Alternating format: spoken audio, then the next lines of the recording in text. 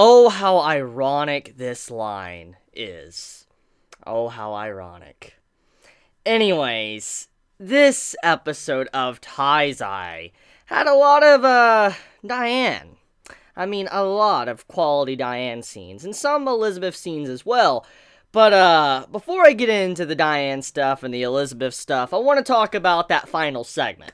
The segment with Bon and Meliodas. So, Bon and Meliodas, they have reunited. Bon has pretty much joined back with the team, and everybody is centering to this festival, to where the fight is going to be. So, all of our sins are about to be reunited. Everybody is about to be in one place, so things are about to get pretty chaotic. Let's talk about that scene at the end, though. So, Bon and Meliodas, as soon as they see each other, you know for a fact it's not gonna be normal, okay? These two characters, they have that type of relationship, and you have it to where it's like, Captain! And then it's Bon! And then they charge each other, and they just start slapping each other. All of a sudden, they start hitting each other, and Meliodas knocks Bon into the wall. And I'm like, yo, like, it's savage. Like, it's just so funny the way it was done. And this is a scene I was waiting for to be animated for a while now, because I remember this in the manga. I remember when I was reading the chapter, like, when this happened, it was just, like, so random at the time, because you're like, yo, they met each other, and the way they reacted, it's hilarious, because it's a callback to how they were at the beginning of the series. FYI, when Taizai first started, even in Season 1, it showed it, you had it to where, you know, Bon and Meliodas, when they reunited in the prison and all that, you had it to where they were doing, you know, their actual game, they always do their 50-50 duel, and basically, you know, they destroyed the entire tower. And that's how Season 1 was, right at the beginning, around episode 3 or 4, and this is kind of like a callback to that, showing how these two, when they're reunited, they're just crazy and do some messed up stuff together. So I love that scene. It was definitely something that I was waiting to see get animated. Now, despite all of that, though, I do want to say that with this episode, there's a lot of foreshadowing. Foreshadowing I honestly never noticed until I watched Season 2 of the anime. A lot of Meliodas' lines and Bon's lines hint at stuff for the future, and I'm not going to go exactly into it because, you know, I don't want to spoil you anime-onlys, but I am very surprised with some of the dialogue that Nakaba-sensei put into Taizai. I mean, I know he's always been a good writer. He's always been able to foreshadow things for many, many chapters. But it's just crazy how in between all the dialogue, you can get little hints here and there for future events. And it just really surprises me. It really makes me impressed with, you know, Nakaba's writing when it comes to Taizai. That final scene where they rip open the wall and, I forget the song OST's name, but you know the music, the lyrics that started playing at the end of the episode, that's such a hype song. It is one of my personal favorite songs from, you know, Taizai's soundtrack. Hearing that playing as Bon and Meliodas are, like, powering up and all that, taking out the wall, and you just see how they obliterate it. I'm like, yo, that's epic! Just seeing how they destroyed it and all that, like, oh yes, I'm glad to have Best Boy Bon and Meliodas together as a unit to be able to fight the upcoming enemies.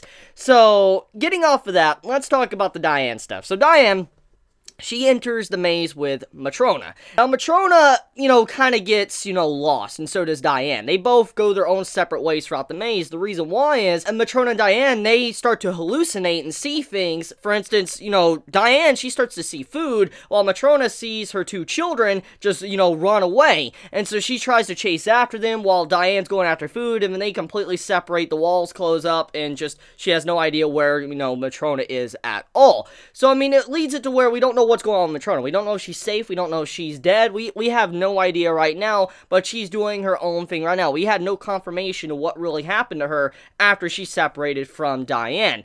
But the big thing is, though, is that this maze is very dangerous. It's not something that is easy to navigate, because you have sand crawlers, earth crawlers, you have, you know, pitfalls and traps that would easily kill someone. I mean, you have all sorts of things going on, and other individuals that are very heinous and do some really awkward and horrible crap. I mean, you saw some of the characters that were introduced in this episode that had some really weird personalities if you actually look at their dialogue. So, I mean, yeah, it's a very dangerous maze. Now, obviously, Matrona, she can hold her own. She's a very strong individual. I mean, for her to be able to survive, actual poison, wound like she did, she lost her leg, obviously, but for her to be able to survive something like that and be in the story right now, Nakaba Sensei obviously had a lot of plans for Matrona for the future, so obviously she's not going to be killed off that easy. For her to just be back into the story, the narrative of, Taizai.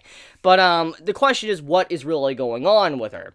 But getting into the Diane stuff, so Diane, since she's separated, she manages to meet up with Hawk and Elizabeth. Elizabeth and Hawk were separated from Meliodas thanks to the way the maze works. Now, as we know, the Sins have been searching for Diane, figuring out where she went. They finally managed to find her, and Elizabeth is trying to remind Diane of what's going on. For instance, you are a part of the 7 deadly sins. I know you're my friend and all that. And obviously, because of what Diane remembers, remember, all of her memories were lost thanks to Galther, she doesn't remember a whole lot. She doesn't remember Elizabeth, she doesn't remember the 7 deadly sins. The only person she really remembers is Meliodas, so obviously she's not going to have any bond with him at all. And even though she acted like she did in this episode, saying she doesn't trust a human, at the end of the day, she is a very kind individual, because we saw how she was in the past. She would save humans even if they were on the enemy's side, which is what resulted in Matrona to be saved in the first place. If it wasn't for Diane's, so-called weakness, it would have, Matrona would have ended up dead. So, even though she said she didn't trust Elizabeth, she's not someone that would just sit there and let Elizabeth die, and that is why she saved her in the end.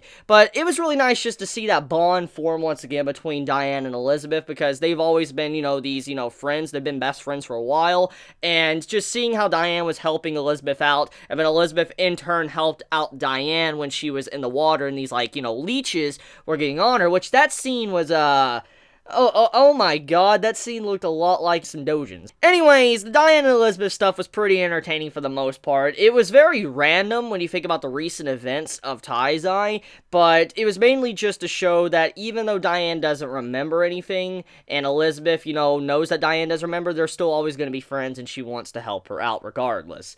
But okay, so getting off of that though, let's talk about the individual characters that were introduced. So there's a lot of new characters that were added to the anime Season 2 of Taizai, and a lot of them are very unique in design, and some of them seem very powerful. I mean, they each were taking out individual earth crawlers, which apparently also swallow tyrant dragons, which has been built up for a while. FYI, tyrant dragons were name dropped at the beginning of the series by Gil Thunder and Meliodas. I forget the exact person that name dropped it, but it was name dropped at the beginning of the series saying that tyrant dragons are ridiculously OP.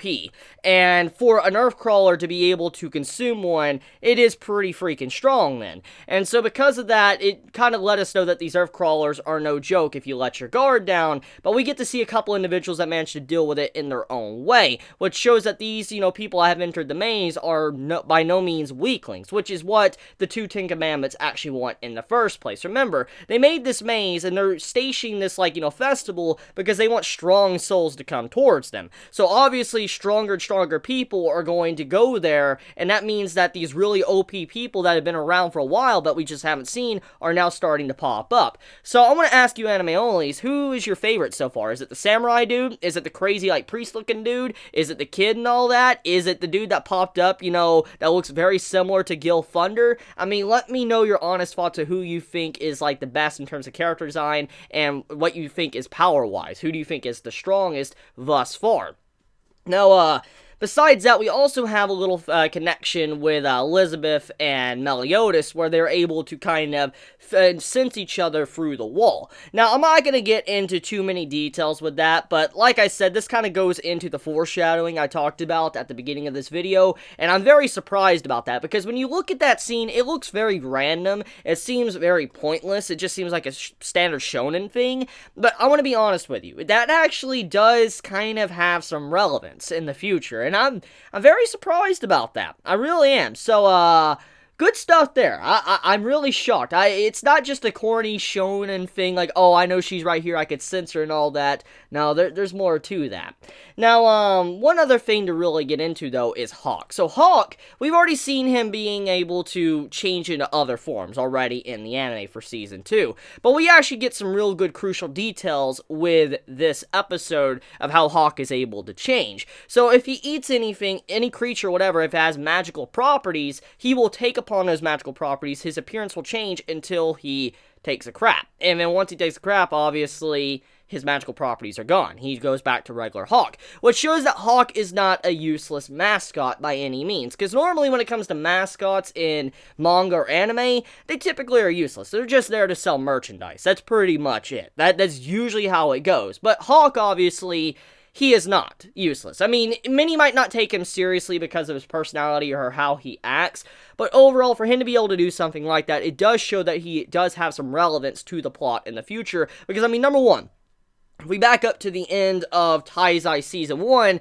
you remember he got pretty much killed, but he was reborn. But he was a small hawk at the time, and then he grew real quickly. And then now he's able to do something like this. He's able to eat, other creatures and gain their property. So this does show that Hawk has an ability that could be pretty insane depending on how he uses it. So Hawk is not going to be probably useless in future events of the story.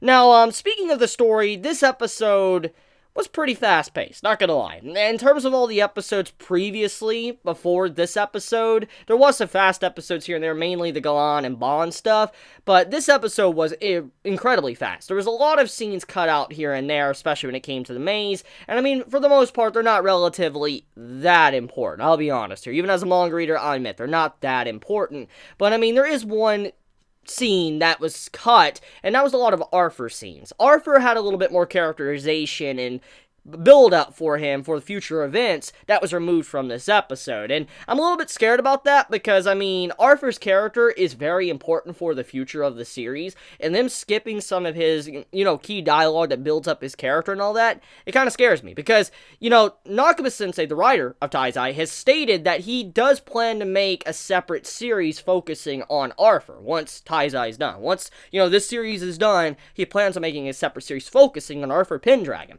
So, for Arthur not to be getting his characterization properly in Taizai, I'm kind of scared about that, because if there ever is an anime, or when the manga comes out, anime always going to be confused or whatever. So, I'm just worried about that. But it can easily be corrected. That stuff can easily be added in with a flashback or something, but it worries me because it seems like they're trying to probably adapt 100 chapters like they always do. I mean, A1 Pictures is known for doing something like that, adapting 100 plus chapters per season, and I mean, I just hope they don't go down that path for this. But I want to end it there. Overall, this is a pretty good episode for the most part. Animation art was okay, kind of just average and all that, but that's about it. So let me know your thoughts in the comments below. If you enjoy my content, please subscribe. If you like this video, please leave a like. Chibi out.